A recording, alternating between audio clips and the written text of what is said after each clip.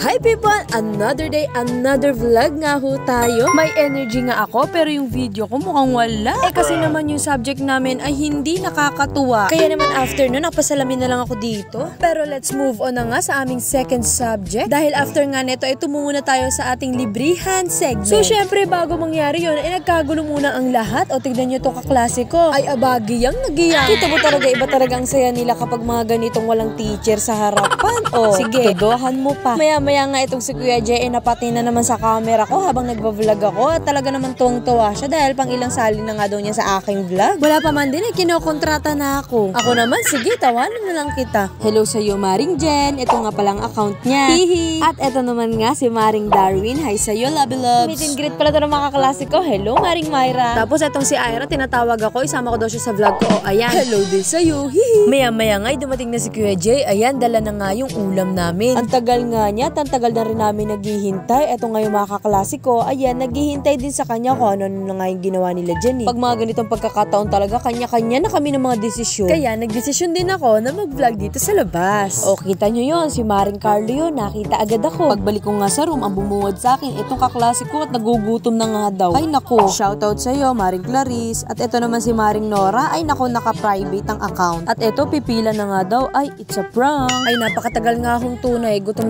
na nga ho kami. Habang ini-imagine nga niya na may laman na nga yung kakanan niya, ako na may tuwang-tuwa talaga. Feeling ko nag-endorse ng noodles. Maya-maya nga si Maring Rico may entry na naman. Chill-chill nga lang muna kami dyan dahil ang tagal nga ilabas ng ulam. Good news pa nito, bukod nga sa palibreng ulam, may palibreng soft drinks din daw pala. Shoutout ko na nga si Maring Rico nang matigil na. Biro lang, napakakwela nga. Walang halong biro pero masaya nga naman talaga kasama kapag may ganyan sa room. Finally, nakita ko rin sa table yung ulam namin. Bubuksan na nga in 1, 2, 3. Joke lang, eto na talaga. Eto nga pala yung ulam na ang tagal na namin hinihintay. Si Kuya Jay nga pala yung nagluto niyan, classmate ko din. Magaling nga itong magluto at wag ka, may business nga rin to. Kaya halika, promote natin. Eto nga pala yung business niya. Dito nga lang yan sa 623 San Francisco Street, Poblacion Pulilan, Bulacan. At pumunta naman nga tayo dito sa isa pa nating ipopromote. Eto naman nga ang masarap at napakaanghang na chili garlic oil. Sabi ko nga kung may MQ Kitchen ay meron nga ding QM. Dito mo nga lang mabibili yan kay Maring Raizel. Halika, i-flex natin sa malapitan. O kita nyo naman, nakikita nyo ba yung sili na yun? Kaya naman sa mga spicy lover out there, eto na nga yung FB page nila. Message nyo na nga at huwag na rin kayo magpahuli.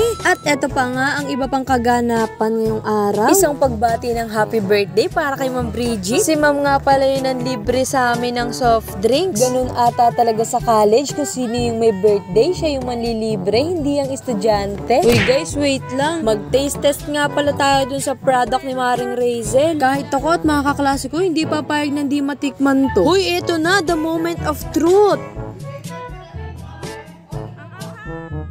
Hoy, grabe yun. Sumisipa yung anghang ate. In fairness, 10 out of 10. Okay, pumila na nga tayo dito na makakain na talaga. Ay, Maring Carla. Ang sarap naman ang hawak mo. Ang tagal nga ng pila, nagugutom na talaga ako dyan. Halika, sumingita tayo na makakain na. Pero syempre, joke lang yun ate. Kumakain na naman kasi sila, kaya ganito na lang yung reaction ko. Kaya nung ako na nga yung nilalagyan, sabi ko, tanggalin yung taba. Para naman damang-damang ko yung pagkain ko. Oh, diva, sino ka dyan? Kain kayo guys. Dahil nga nung oras na niya na nakakain ako, kaya kanya-kanya muna tayo. Kung bagabay, galit-galit na muna. Ganito pala yung lasa ng beef pares ni Kuya Jay. Ang sarap, hindi ako mahilig sa matamis, pero this time napakain ako talaga. Kaya naman special thanks to Ma'am Joanna. Thank you, Ma'am Joanna. May business page nga rin ho si Ma'am at eto nga ho iyon. Visit their page guys, baka nandito nga rin yung mga hinahanap nyo. At ngayon ay makichismis naman tayo sa kaganapan dito sa labas na yung anak nga ni Ma'am Bridget ay may pa-birthday surprise. Bilang chismosang vlogger ay masasaksihan nyo nga rin yung pag-surprise kay Ma'am. Hello baby, naghihintay rin kami kay mami mo. Maya-maya nga ay lumabas na rin si Ma'am Bridget. Hoy, dahan-dahan lang. Mahirap na, baka madapa. Masasabi ko ang successful ang surprise kasi nga priceless yung reaction ni Ma'am.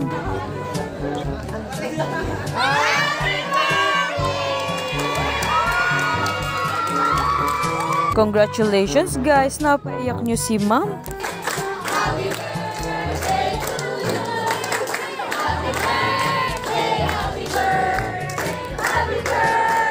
At dahil successful naman, ay hanggang dito nga muna ho ang ating vlog. Dahil pagkatapos nito ay nakipag-picture nga din kami kay ma'am kahit hindi naman kami kasali. O siya, see you on my next vlog!